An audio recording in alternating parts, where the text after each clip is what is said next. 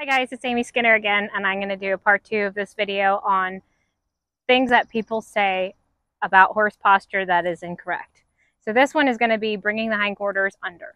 So Lori's going to turn to the side, and Lori, you're going to bring your hips underneath you. Okay, so the first thing that happens is what? I'm completely collapsed. Okay. In the front. Okay. And my vision is down. Okay. And my peripheral vision's gone. I'm very heavy in my feet. Very heavy in your feet. I'm going to bring out my little friend here. This is the last student who back-talked me.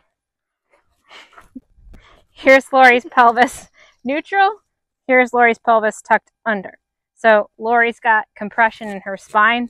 She's got, her neck is now collapsed and crunchy. Everything is yuck. Lori, go ahead and go trot me a little circle. Don't forget to tuck your chin in though. I want you nice and round.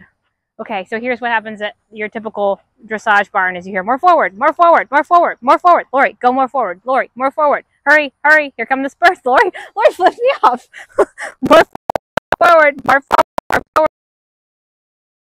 All right, Lori, you can stop. She's mad at me now. So you want to talk me through?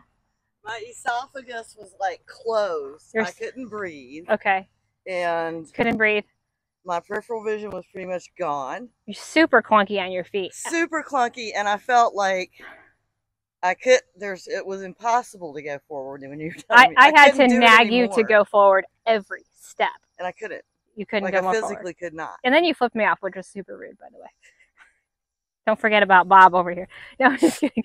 So when you bring your hips under you, and then I tuck your chin in for the extra little spice, you're so compressed in the middle that you're actually unable to move with any freedom, right? So then the rider's leg is going to have to consistently drive you and continue that cycle of compression because you can't move with ease.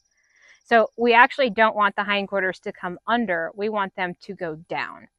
So Lori's going to model that for you. So go ahead and stand up straight. You're an eager beaver. Just relax. You're going to bring your hips above your knees, above your ankles, and get really relaxed and shake out what I just did to you. Now I want you to get really springy in your hips and your knees and your ankles, and I want you to practice going down and up, really relaxed, really springy equally.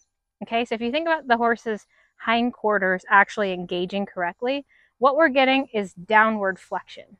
So if Lori were getting ready to collect, her hindquarters would stay neutral. In other words, her pelvis would stay neutral, and her hips would go down, and then you would collected canter, or your hips would go down and then you would pee off, right? So that's a very athletic posture. So to test an athletic posture, and I always tell people, don't take my word for it, I want you to get into that squatty, comfortable, bouncy position. Move right, come back to center. Like yeah, move left, come back to center. Go backward, come back to center. Come forward, go back to center. Jump up, go back to center. Are any of those hard to do?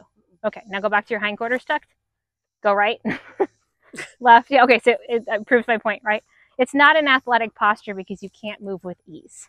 So getting back to your springy little collected posture, which is where you have downward flexion. So if we had a horse, it would be hip, stifle, hawk, and pastern.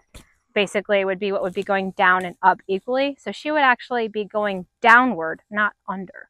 So if you were to go for a little trot, in a collected trot, stay really springy on your joints, and every once in a while, sink down a little low.